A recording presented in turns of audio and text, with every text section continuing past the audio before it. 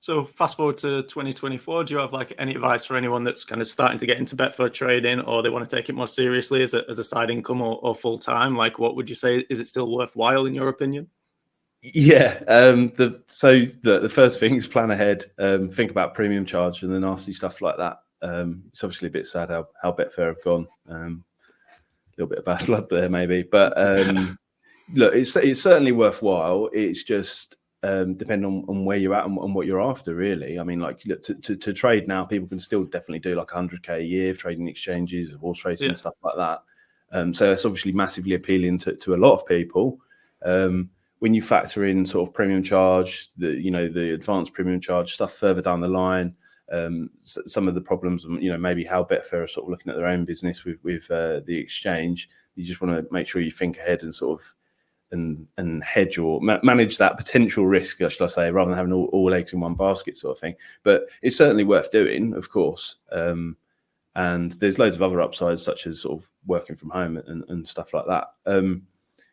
In terms of sort of like value, if they're starting now, then I would say strip it back and think like about the whole picture of what you're actually doing. That's the thing that's probably served me best over time. So I'm talking about specific things like, like the first principles that are involved with actual trading. So, like what are the market feeds? Are there time delays? What are the differences between different venues, different liquidity in different situations, whether it's all weather, whether it's daytime racing, if it's a Saturday afternoon, because they all vary. And then also beyond that, think about the people using the exchange, because trading effectively is playing market psychology. It's like how other people are behaving. So think deeper into how the crowd are thinking and stuff like that. That's probably the broadest, best things I can say without sort of saying the usual guff, and be open to change, because as soon as you think something, quote unquote, you're setting yourself up for a fall. It's a bit paradoxical in that sense, and it becomes a journey of learning about yourself.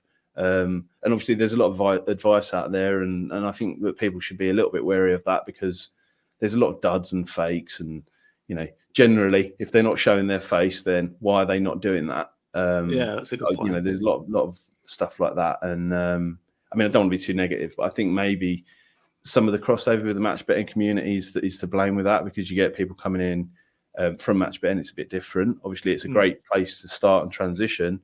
But then, they kind of quickly go to, this isn't guaranteed instant free profit of a 1, 2, 3 monkey follow, monkey do. Yeah, it's not easy, is it? Yeah, well, it's just not the same. It's just different. And you need to go deeper on those important things I mentioned, because there's so many different variables involved. And then sort of it can turn sour quite quickly, and then they're usually the ones that start providing advice. Because they couldn't do it themselves. So yeah. And it is very easy to fake things as well. Like, you just have to like right click and inspect, and you can change the stake levels and make yourself look like you're making thousands. So it is more about listening to, well, in my opinion, listening to kind of the content that people put out and the strategy and the thought behind their own trades, rather than just looking at, oh, this guy made £1,000 or whatever last week, he must be great. Like you want to know more, you want to really know how they're making that £1,000, if they are really making that £1,000. And I mean that's the thing, and it's not to say that those people can't add value, because they certainly can, and there's interesting insights that come from absolutely everybody, even the people that I might not like, but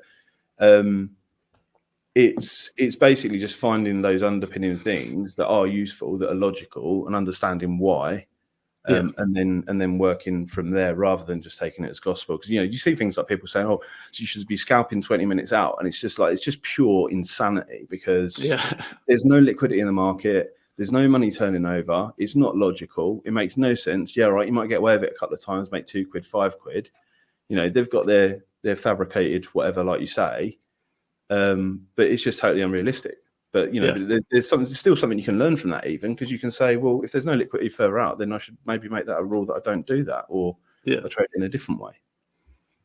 I was going to ask you, do you still record your own trading? Because I know previously you've talked quite a bit about video recording, so that you can look back kind of out of the, because obviously when you're trading and there's 5 minutes left before the race starts, it can be quite high intensity. There's a lot going on.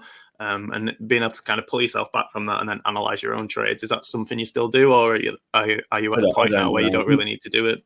Very rarely would I record anything now, really. I used to Yeah. way back when, but it's mainly because I've kind of burnt that out, if you like. Yeah.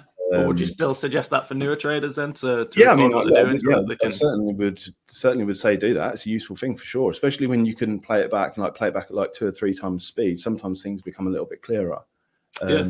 You're certainly starting to notice patterns, and the pattern recognition between different markets becomes a bit clearer. So yeah, definitely for sure. I mean, that's the type of thing I used to do a lot late into the evening once Mrs. was asleep. Yeah, yeah.